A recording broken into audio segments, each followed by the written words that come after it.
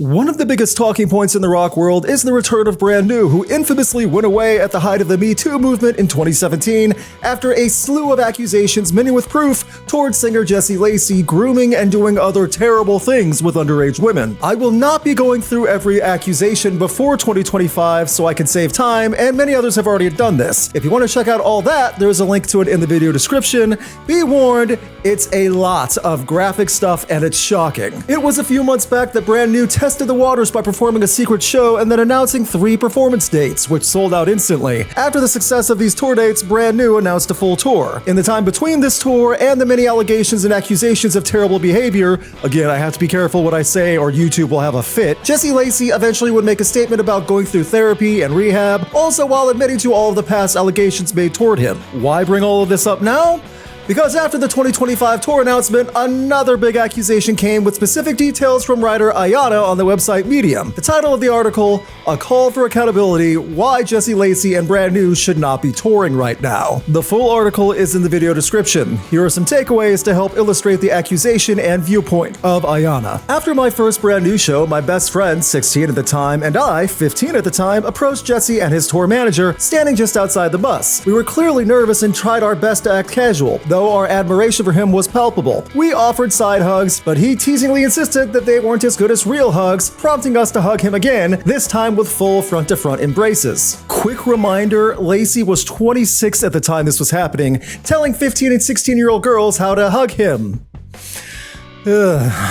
When Jesse reached out to me, the lines between admiration and manipulation blurred in a way I didn't even understand at the time. From that point on, my best friend and I were given VIP access to various shows and tours, an invitation given via AOL Instant Messenger from their tour manager, and begun to hang out on the tour bus regularly. When we arrived at our second show in Kansas as VIPs, I noticed a strange shift. He wasn't just polite like before, he was playful, teasing us in a way that felt oddly familiar, like he had some kind of established rapport. At one point, after we reacted to one of his jokes, he smirked and said something along the lines of, "If we're gonna be friends, you're gonna have to put up with a little teasing every now and then." After, we had dinner with the band and returned to our home state. Jesse initiated regular contact with me through AIM. He texted me several times a week and invited me to play games with him, World of Warcraft, Yahoo games, sometimes for 6 to 7 hours at a time. I felt like I was at the center of his world. As a 15-year-old, it felt thrilling to have someone I admired so deeply establish regular connection with me. But the messages he sent were not those of an artist and a fan. They were the words of a man in a position of power over a vulnerable, impressionable girl. In my memory, he would often make comments like, "I wish you weren't 15 years old," which now I understand is part of a pattern of manipulation. At the time, I believed him. As I grew older and heard the courageous stories of his other victims, I recognized unsettling patterns in his behavior toward me. It became painfully clear that I had been groomed.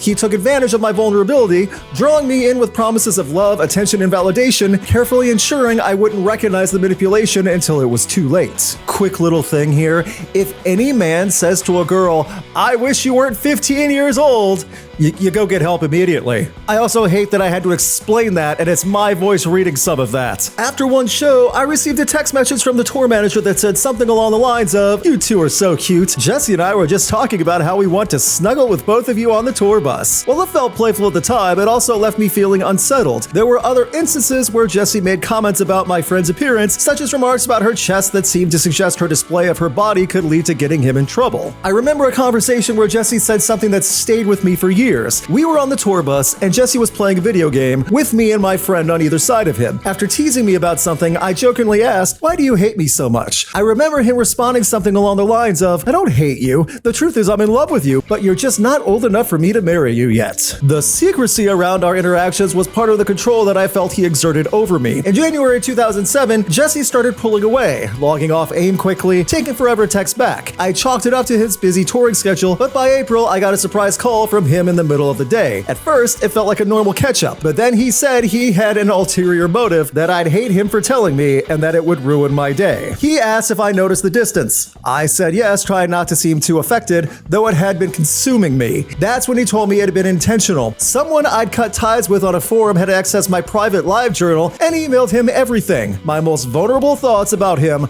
plus our AIM convo screenshots. I remember Jesse explained the situation from the point of view by expressing something along the lines of, of, "You've become a close friend, one of my best friends actually, and although we understand our relationship, others might not without more context." By withdrawing from regular contact with me and warning me about the dangers of our relationship becoming public, Jesse seemed to be exerting control, making it clear that our interactions weren't about genuine care or connection, but about maintaining a facade. Needless to say, I was mortified. He said he was worried about how it might look to others. He admitted he even called my mother asking her to take the journal down, something I now recognize was likely driven by panic, though he framed it as concern for me. It was yet another example of him manipulating the environment around me. I was furious that someone had violated me and jeopardized the most meaningful connection of my teen years. I was supposed to see him in Fort Worth the next week and was terrified everything had changed. He reassured me he wasn't mad and he still wanted me to come. Despite all of this, I kept attending shows and hanging out on the tour bus on later tours. Looking back, I see how he likely used access to him as both a reward and a form of control. The promise of friendship, of being special, was always just out of reach, but only if I allowed his unspoken rules. His teasing and offhand warnings, like telling his friends, "Careful, she might put this on the internet."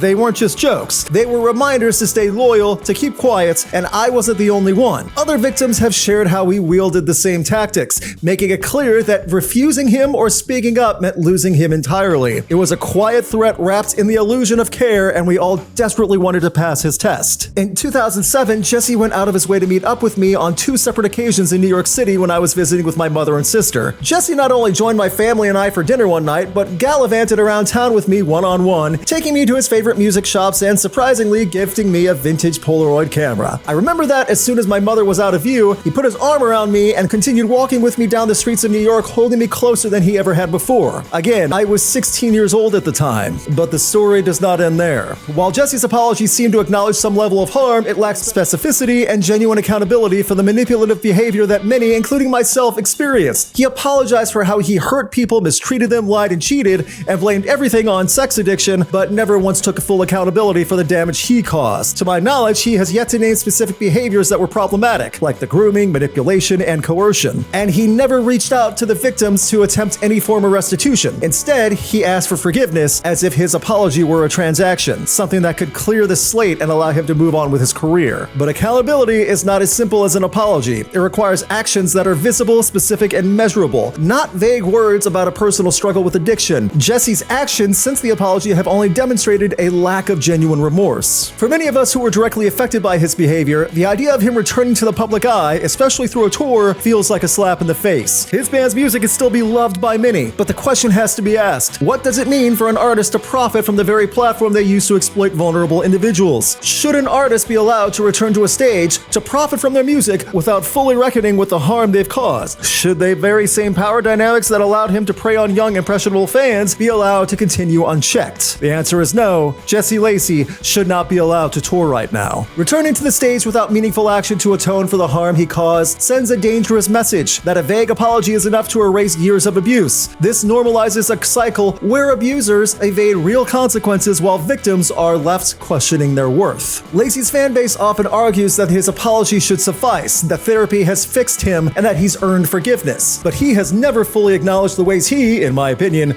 groomed young girls, nor has he directly addressed or attempted to make amends with his victims. His fans' unquestioning support only reinforces the culture of enabling that allowed his behavior to go unchecked in the first place. Jesse Lacey's return to the stage isn't just a personal issue, it's an ethical one. He has not earned the right to profit again from the platform he once used to manipulate and abuse. Until he takes full accountability through visible, measurable action, there should be no place for him on tour. Defending Jesse, dismissing victims' pain, or insisting his apology is enough perpetuates a culture where abuse is excused and survivors are silenced. This upholds the very power dynamics that allowed him to exploit vulnerable individuals. To those who feel that people like me demanding accountability want Jesse to burn or have his life ruined, this was never about destruction. It's about responsibility. No one is asking for his exile, only for an acknowledgement that goes beyond vague apologies and self-preserving statements. True accountability isn't just admitting to sex addiction or manipulation. It's about recognizing the full extent of harm caused and taking meaningful steps to repair it. Jesse has never done this. Defending him by claiming he's done his time in therapy suggests that personal growth absolves public harm, which it does not. For those arguing that some victims were 18 when things became sexual, grooming doesn't matter, it does. Grooming is about power, manipulation, and coercion over time. In fact, grooming is illegal in the US when it involves exploiting power imbalances, especially when it targets minors or young adults in vulnerable positions. And to those who call survivors attention-seeking for still speaking out, consider how long it takes to process trauma, especially when the abuser is protected by fame and fan loyalty. Many victims don't pursue legal action due to re-traumatization and the slim chances of justice. But accountability isn't just about the courts. It's about how we, as a society, respond to harm. Dismissing survivors because there was no trial is just another way to silence them. If you truly believe Jesse has changed, ask yourself, why has he never directly addressed the people he harmed? Why in 20 years has he done nothing to make things right? And why are you more comfortable questioning his victims than questioning him? For those saying it's convenient that I waited until Jesse Lacey announced a tour,